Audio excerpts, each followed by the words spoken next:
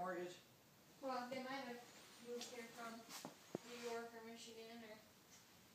I don't know. That's the whole reason you move here, so you don't have to put the bars on your windows. But I have a house over on Hickory Valley that also has bars on the windows. Really? And I mean, it's across, it is across the street from kind of a condo apartment. But still. Or maybe they just figured since they're by the pool, that there's a lot of kids. Yeah, I don't even know if the pool's open.